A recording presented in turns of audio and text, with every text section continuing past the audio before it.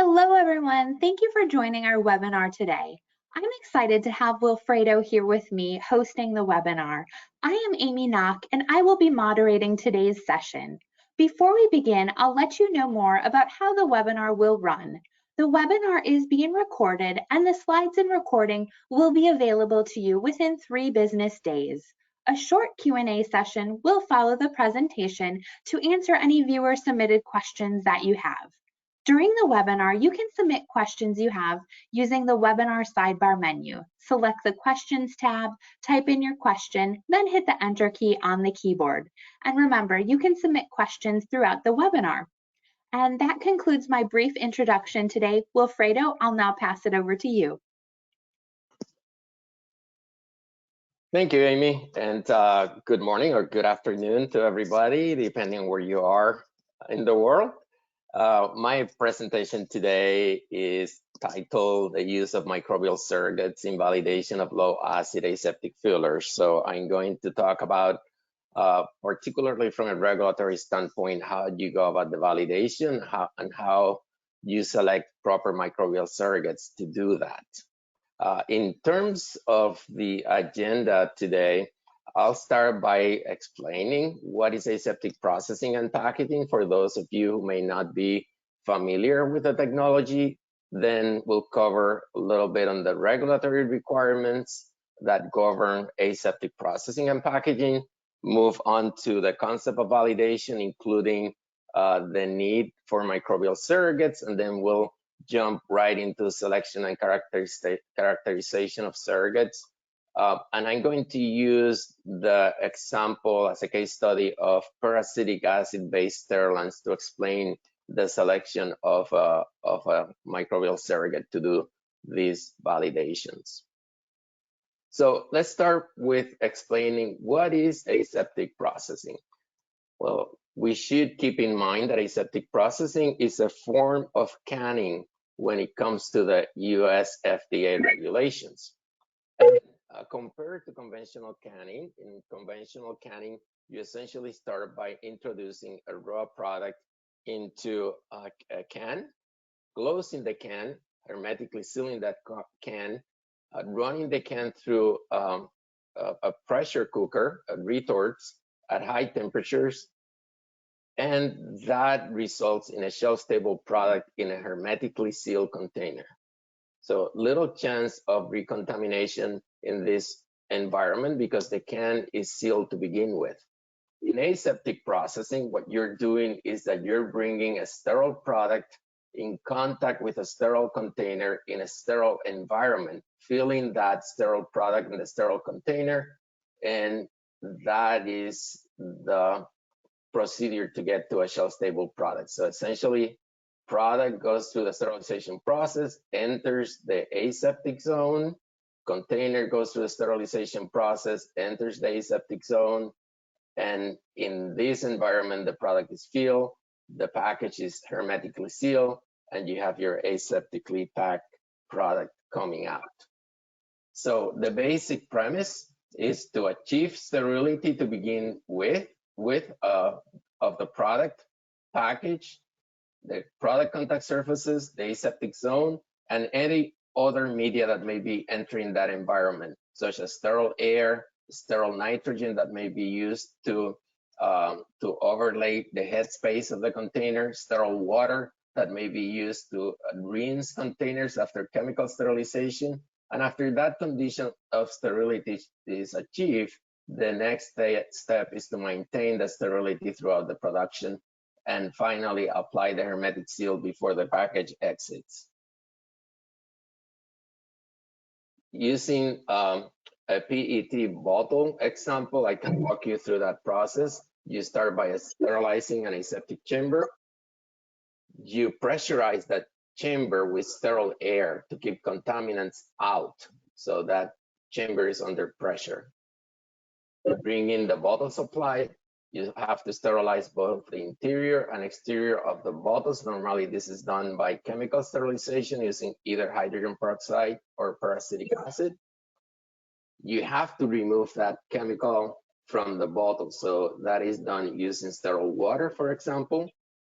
The product is sterilized via thermal treatment using ultra high temperature processing. The filling occurs aseptically. The closures also come in and go through a sterilization process. The capping occurs, the hermetic seal application, and you have your end product. So let's talk now a little bit about definitions, regulations, and Clostridium botulinum. So when we look at this category, we're really talking about shelf-stable products that are low acid. And when you are talking about FDA classification, these low acid foods that include the group that we're talking about today here are any foods other than alcoholic beverages with a finished equilibrium pH greater than 4.6 and a water activity greater than 0.85. So examples will be milk and non-dairy plant-based products, beverages. And we're looking not necessarily, when I'm talking about sterility throughout this presentation, we're not talking necessarily about absolute sterility. Commercial sterility. This is a concept that is detailed in the regulations that govern aseptic processing. And commercial sterility differs from absolute sterility in that the application of the process will render the food free of any microorganisms that are capable of growing in the food and spoiling the food under non-refrigerated conditions of storage and distribution, and also will kill any microorganisms, including spores, that may be pathogenic or of public health significance. So the big difference between commercial sterility and absolute sterility is that there's not a requirement under commercial sterility to kill everything. And this is the reason that this is there is because there are some microorganisms called thermophilic spore forming organisms that are so resistant to thermal inactivation that are not killed by conventional ultra high temperature processes, but they're unable to grow under normal conditions of distribution. They can only grow at very high temperatures, for example, 140 degrees Fahrenheit or thereabouts. The same definition applies to the sterilization of containers and equipment used in aseptic applications. In terms of the regulations, also keep in mind that this validation has to be done under the supervision of a recognized processing authority. This is where we play a role. This is the role that I've been playing for the last 30+ years in terms of helping the industry interact with FDA in the validation process and submission to FDA prior to start production in these systems. So why all the regulatory concern about low acid canned foods? Well, when you have a can or you apply a nitrogen headspace, a nitrogen flush, like in aseptic applications, for example, you create an anaerobic condition. The products, of course, are at ambient temperature. They're neutral pH. They're very rich in terms of nutrient content. They're high moisture, high water activity. Normally, there's no preservatives present. And you can still apply a faulty process, meaning a low thermal process that is not enough to kill spore formers, yet you inactivate a lot of the competing organisms. And all of those conditions are perfect for the growth and toxin production by Clostridium botulinum. That is why the regulations are there.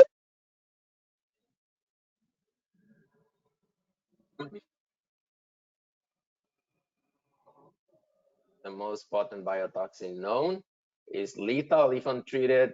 The toxin itself is heat labile, but the spores are very highly resistant. You will need approximately 250 degrees F for about 3 minutes to render a product safe of Clostridium botulinum spores. Is mesophilic, lysbodic temperature, as I mentioned. It is a cause of infant botulism, and it's truly the main reason for the canning regulations that we're talking about here today. So let's move on to the concept of validation. Why do we validate? Well, we validate to demonstrate and document that sterilization parameters, the critical factors that we have defined, are sufficient to provide a microbiologically safe and commercially sterile, meaning stable, low acid shelf stable product. And we also validate because the regulations demand that we do so. In the case of aseptic processing, those regulations are presented in Title 21 of the Code of Federal Regulations, Part 113, 108.25. And for other products, there's requirements for validation under FSMA, 21 CFR 117, the preventive control rule. So when we talk about validation here, we're really focusing on the validation of the control measures that render aseptic processing safe. So we're talking about sterilizing that aseptic zone before we start production. We're talking about sterilizing the container, the closures, and maintaining the sterile environment during process. Those control measures consist of critical factors or critical control points, such as temperature, time, sterilant concentration, sterilant volume, etc. And those critical parameters, critical control points, contain critical limits. So as the minimum temperature, the minimum time of sterilization. So when we go into the validation, we have to define all of those because those are the numbers that we are validating. So validation tests, we should keep in mind that must represent the worst case condition, the minimum that you're going to be using in the process. So if you say my minimum is 121, the validate of degrees centigrade, the validation must be at 121 degrees centigrade or below, for example. So in terms of selection and characterization of an adequate surrogate to do these validations, to validate the sterilization, let's first explain why we need a surrogate. So the validation of low acid aseptic fillers require demonstration of the efficacy of the process against microbial pathogens, but obviously we cannot take microbial pathogens into the production environment where we want to conduct this validation. So, and if we could measure physical parameters or chemical measurements, then we don't need a surrogate. But if we can't, for example, when the surface of a bottle that you're sterilizing with a chemical, it's impossible to measure the concentration of the chemical, the temperature of the chemical, the volume of the chemical right on the surface of the bottle, then the only way that you can validate that is by using a surrogate. When we talk about an ideal microbial surrogate, we're talking about something that is non-pathogenic, that the resistance to the sterilization process can be quantitatively correlated to the resistance of the target organism that we're going after. The correlation between the pathogen and the surrogate must be established for the specific sterilization process that we're using. The correlation between the surrogate and the pathogen must apply through the range of treatments. So if you're validating to sterilize with 30% hydrogen peroxide through a temperature range, then that correlation needs to apply throughout that temperature range at that concentration. The correlation to the target must allow for practical use, meaning that you may have to use a very high concentration of the surrogate to equal the resistance of the target pathogen. If that's the case, that may not be possible. Every crop of if we're talking about spores, every crop must be calibrated prior to use, and ideally the surrogate will possess metabolic or morphological characteristics that make it easy to distinguish, so that when you do your testing and you're analyzing for survivors of the surrogate, it's easy to tell that's my test organism. So a surrogate selection strategy, the one that we normally use in these applications, is to start by IDing the microbial target. What is it that you're going after? In most cases for this application, we're talking about Clostridium botulinum. But as I will present in my example today, you will see that in some cases, other pathogen, for example, will be the target. Then you must understand the resistance of that target organism against the method of sterilization that you're using. You must define the performance criteria that you're going to use.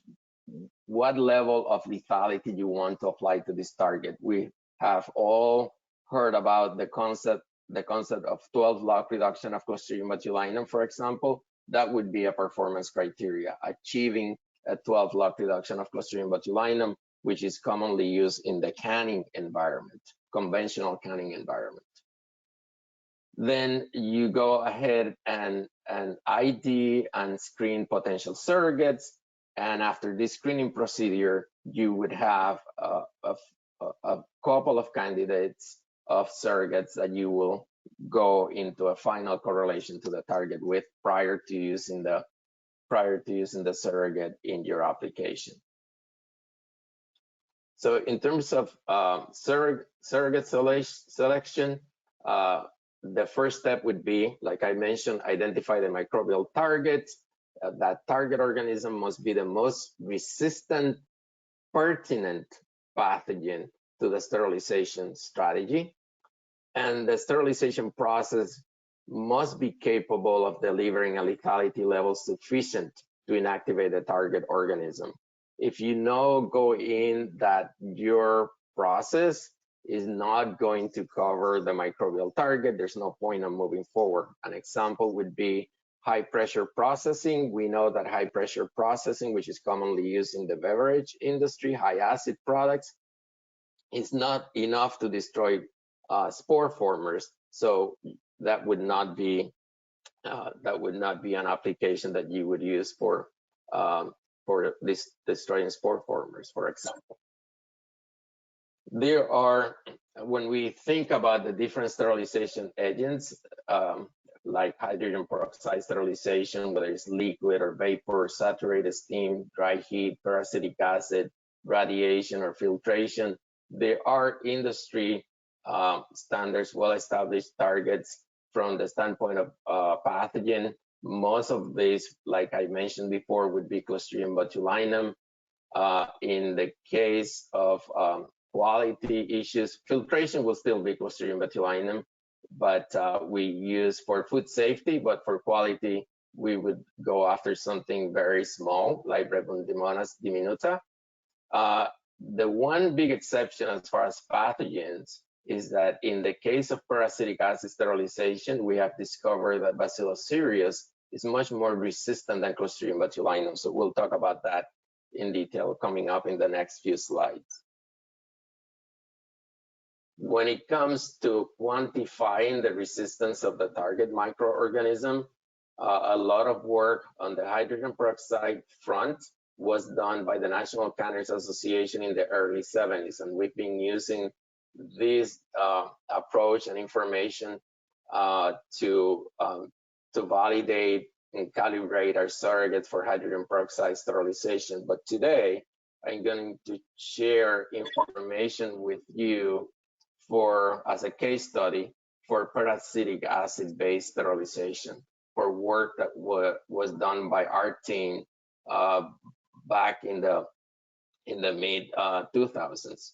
So we tested various peracetic acid formulas against Clostridium botulinum and Bacillus cereus, which are the most common spore formers that are pertinent in this application. And what we discovered was that Bacillus cereus N1127 was much more resistant than Clostridium botulinum and even more resistant than other Bacillus cereus that have been reported earlier in the literature. So this is an illustration of the resistance of Bacillus cereus versus Clostridium botulinum against peracetic acid. And what you can see is that the D values for a number of Clostridium botulinum strains were generally less than 3 seconds. And for N1127, the Bacillus cereus strain, we had a d-value of about 4.8 seconds, which is much greater than anything else that we have in this illustration. So we selected Bacillus cereus N1127 as our target for the sterilization, and we quantify the resistance of the target against parasitic acid. So the next step is to define the performance criteria for the sterilization. And the approach that we used when we were working on the initial submission to FDA for the application of peracetic acid to aseptic sterilization of packaging material was to define the desired food safety objective. For example, achieving a probability of a non-sterile unit of 1 in 10 to the minus 6 for Bacillus cereus in the food. That would be of the most resistant Bacillus cereus. That essentially says that you're shooting for 1 contaminated unit in 1,000,000 units if you were dealing with the most resistant Bacillus cereus possible. But we need to translate that into a performance criteria. For example, a log cycle reduction of the target organism that will deliver the desired food safety objective. So this is the road to defining the performance criteria. If we know that our desired food safety objective is to achieve a probability of 1 in 1,000,000 contamination of Bacillus cereus, and we use the conservative estimate that there will be 1 spore of Bacillus cereus per 100 packages, which is very conservative. We did a surveying of packaging material using aseptic, and is essentially very, very clean with very few spores. And even fewer spores of pathogens. So this estimate is quite conservative.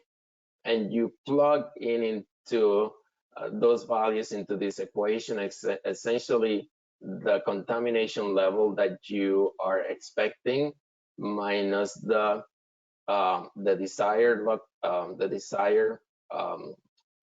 probability of a non-sterile unit that you're shooting for. It will give you the log reduction of Bacillus cereus that you're shooting for. So we selected a 4 log reduction of Bacillus cereus as a reasonable performance criteria for this sterilization.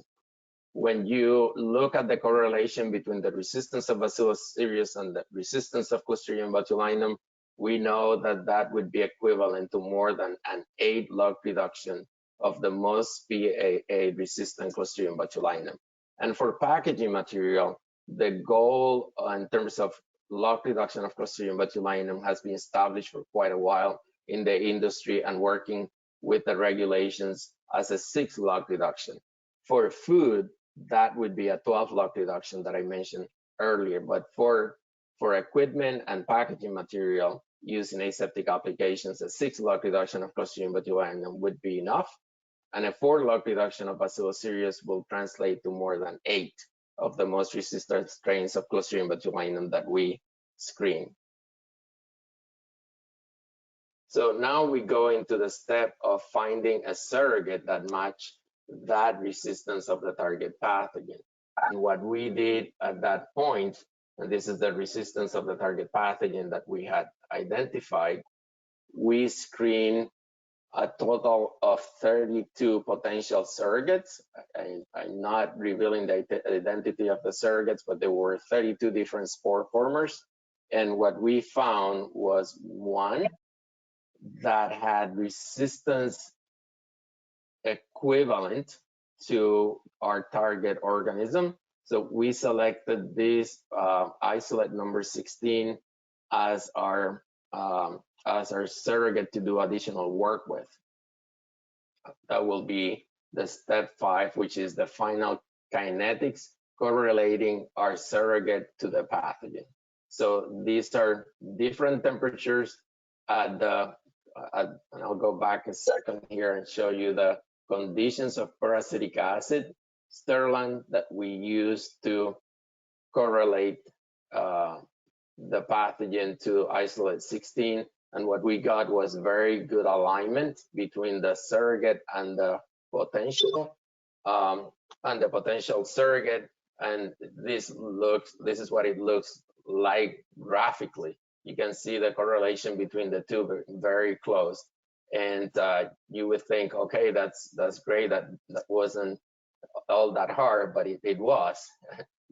I just show you the screening of about 32 spore formers, and eventually for us, and there was a lot of work before that, but we did eventually found something that was very, very close to the target. Once we have identified the surrogate, it's just time to go to the plant and do the testing. So we do testing by inoculating bottles and exposing them to the sterilization cycle. We must sterilize the interior and exterior surfaces of the bottle. If the whole bottle enters the aseptic zone, like is in, for example, in this picture, you see a bottle that enters, and the entire bottle enters the aseptic zone. In other applications, only the top of the bottle may enter the aseptic zone. In that case, you only need to sterilize the outside a portion of the bottle that enters the aseptic zone. And this is where we use surrogates. Essentially, the normal procedure is to inoculate the bottle in a specified area. We do mapping before we do this to determine which portion of the bottle is most difficult to sterilize. Then we do spot inoculation of that bottle with the proper surrogate and allow it to dry on that surface. You can see here what the surrogate looks like on the surface of PET material, polyethylene plastic material. In some cases, we have agglomeration of spores. Is something that we have to be careful with and try to avoid. We want to see this type of distribution of spore formers. Then exposing those inoculated bottles to the treatment. Obviously, this experiment is normally repeated 2 or 3 times using worst case parameters, meaning the lowest concentration of the sterilant, the lowest temperature of the sterilant, the shortest exposure times, etc. The sterilization process, you bring this back to the lab.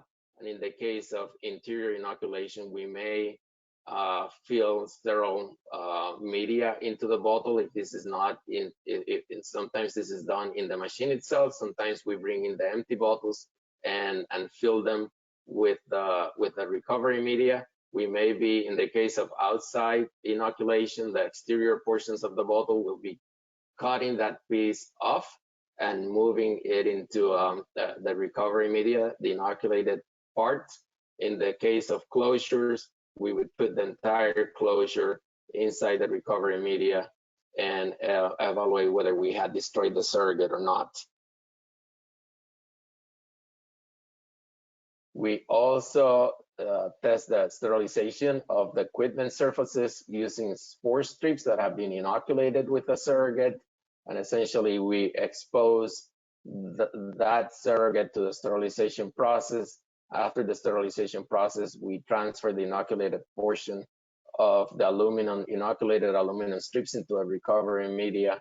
And that way, we evaluate whether the process is sufficient or not.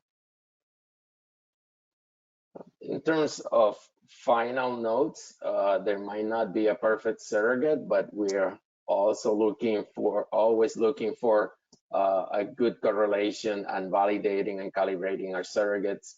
A properly characterized surrogate provides a measure stick, which have served to compare performance of low-acid aseptic fillers across decades of technical developments. So we've been doing this since the early 70s, when we're talking about the group that I've been associated with. Obviously, I didn't start until the late 80s, but we've been doing this for a long time. And the use of these surrogates allow us to compare the performance of the sterilization process across many, many generations of aseptic fillers. In validation, something to keep in mind is that the genus and species of the surrogate is of secondary importance. What is more important is to be able to compare the specific surrogate that you're using to the target microorganism that you are aiming to destroy at a certain level. We do other validation tests for aseptic fillers besides the surrogate microbial challenge studies. An example is in terms of maintaining the sterility of these fillers. As I mentioned before, you create an atmosphere of sterile air over pressure inside the aseptic zone, and we use what we call particle exclusion tests, where we would put a line inside the filler connected to a particle counter. Then we generate particles of defined size, and the particle counter can tell us whether any of these particles were able to penetrate the aseptic zone. This is a really good test to ensure that the filler is protected by its positive pressure. We also do test of aseptic surge tanks, where these big vessels, oftentimes bigger than 20,000 liters, are sterilized using steam, and we will make sure that the temperature, sterilization temperature, is achieved by locating temperature sensors, wireless temperature sensors inside the aseptic zone of the surge tank, and confirming that the surge tank is maintained at the sterilization temperature for the defined sterilization time. This is a test that is required in terms of filing the systems with FDA. We may also look at the cleaning of the aseptic zone prior to beginning of production using CIP tests, whereby we may contaminate the surface with a simulation of the product containing riboflavin or a dye that is visible under UV light prior to the cleaning, and then we look for fluorescence after the cleaning to determine whether the surfaces were properly cleaned, and of course hermetic seal testing. So that's a big part of the operation. That package needs to be hermetically sealed after it leaves the machine. So hermetic seal testing is a very important portion of the aseptic processing operation. So that's all I have for today. I'll be happy to answer any questions that you may have. Thank you very much. Great, thank you so much, Wilfredo. So I am just going to launch a poll here. I just want to give one moment for everyone to respond. So if you are interested in having someone from Eurofins following up with you after the presentation, just select yes, or if not, select no, and we'll give that a moment here. But we have had a few questions that have come in to the chat here. So I'll go ahead and start with that. The first question that I have for you is, how long does it take to complete the microbiological validation of an aseptic filler? Okay, thank you, Amy. So to complete the validation normally on site, to do the tests that I described here today, which are the packaging material test and the pre-sterilization of the equipment aseptic zone, that normally takes approximately 3 days on site to do testing, say, for example, of a large rotary filler. But then the incubation time following the test itself is 3 weeks, plus evaluation of those results is approximately an additional week. So I tell folks to expect 6 to 8 weeks time from the time we start the test to the time that we can issue results. Okay, great. Thank you. And the next question is, what is a hermetical seal test? What is the hermetic seal test? Yes, the hermetical seal test. Thank you. Yeah. So the hermetic seal testing is something that is required by FDA once you start production of an aseptic filler. It's a requirement of the canning regulations. You have to do that periodically. During the validation process, you may use more in-depth studies such as immersing containers in a broth containing bacteria to see if anything goes in there. You may do vacuum immersion tests where you submerge the container in water and pull a vacuum, look for bubbles coming out. So there's a number of different tests that you would or could do to do hermetic seal testing. On a routine basis, once production starts, you need to do this fairly quickly. For cartons, such as those that you will see in a Tetra Pak box type container, you will do tearing down of that container, dye testing, evaluating the tear down. For bottles, the closures, you may do pull-up measurements, you may do removal torque measurements, but essentially that's a big important part of aseptic processing, both validation as well as production, to make sure that that hermetic seal is applied properly and maintained throughout the entire distribution chain. Great, thank you. And then it looks like a few more questions are in here. The next one, do I have to repeat the filler validation for different package sizes or configurations? Every change to the package size or configuration needs to be examined by the processing authority and make a determination as to whether or not the validation that was done originally still applies. So, for example, if there's minor changes to, say, interior layers of a multi-layer package, that change may not necessarily translate into the need to do a validation. But say, for example, there are changes in the composition of the inner layers, the product contact layers of a package that will necessitate retesting and revalidating. Similarly, if there's changes to the shape, format, or size of a bottle, for example, that may impact the ability of sterilizing that bottle in the configuration of the filler, and that validation may need to be repeated. But essentially, you need to consult with your processing authority and make a determination as to whether revalidation is needed or not. Okay, great. And then the next question, what is a calibrated spore crop? So we oftentimes talk about calibrated spore crops, and that's essentially every time we grow a spore crop as a surrogate, we have to make sure that the resistance of that spore crop, as we defined it in terms of its tolerance to the sterilant, say peracetic acid, for example, is still maintained in that specific spore crop. So we will do we'll expose that surrogate to conditions that will tell us whether it's resistant to the sterilant as we expect it to be or not. We call that calibration of the spore crop, and we issue a certificate of calibration, essentially the data that was generated to show that that spore crop maintains the resistance that we expected it to have.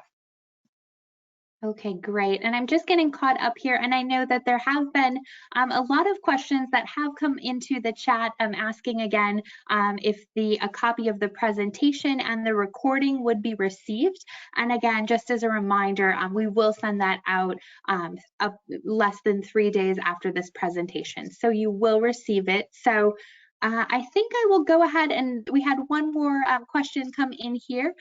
Should the same genus and species of surrogate always be used for specific applications?